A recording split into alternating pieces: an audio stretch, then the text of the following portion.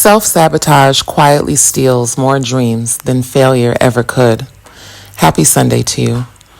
Most people think self-sabotage happens because someone lacks discipline or willpower, but the truth is much deeper than that. Self-sabotage usually begins as a survival mechanism. At some point in our lives, our minds learn that certain experiences were painful or unsafe. In an effort to protect us from experiencing that pain again, our subconscious creates barriers. The problem is that those barriers do not distinguish between danger and opportunity. They simply recognize what is familiar.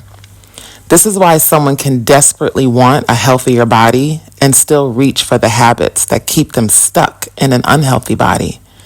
It is why someone can long for peace and continue to entertain chaos. It is why a person can pray for abundance while making choices that keep them struggling.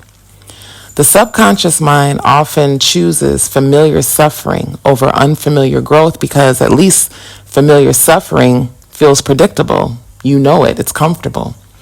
Many of us sabotage ourselves because success requires us to release old identities, which is so difficult. We become attached to who we have been, even when that version of ourselves is unhappy.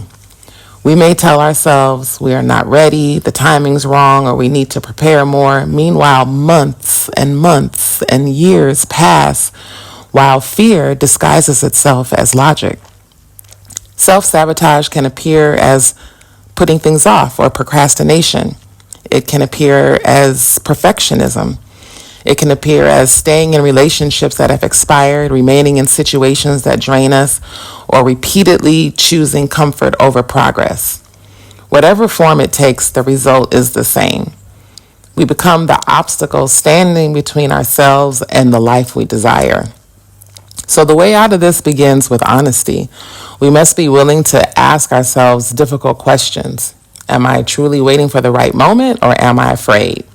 Am I protecting my peace, or am I avoiding growth? Excuse me. Am I listening to wisdom, or am I listening to fear disguised as wisdom? The next step is understanding that courage is built by taking the step when you're afraid. You have to choose to do it scared.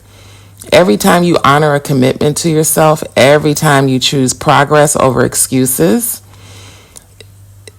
you teach your mind that growth is safe. As we get older, it becomes even more important to recognize self-sabotage because the time becomes more valuable. We begin to understand that our greatest losses are not always the opportunities we missed. Sometimes our greatest losses are the years we spent doubting ourselves or convincing ourselves that we are not worthy of the very things we desire. So today I invite you to stop fighting yourself. Stop talking yourself out of your blessings. Don't convince yourself that you need one more sign, one more guarantee, or the perfect condition before you begin. Life rewards movement. Your future is not asking you to be perfect. It's asking you to be willing to grow and take that next step. Willing to believe that the person staring back at you in the mirror is capable of far more than fear would have you believe. This morning, choose to become your own partner instead of your opponent. Speak to yourself with encouragement. Trust yourself enough to take action. Then watch what happens. Watch what begins to happen when all of your energy is spent building your dreams instead of blocking them. Have a beautiful day. Have a wonderful Sunday. And remember, the life you want is waiting on the other side of the excuses that you have outgrown. Thank you so much for listening. Love, health, and wealth. Peace.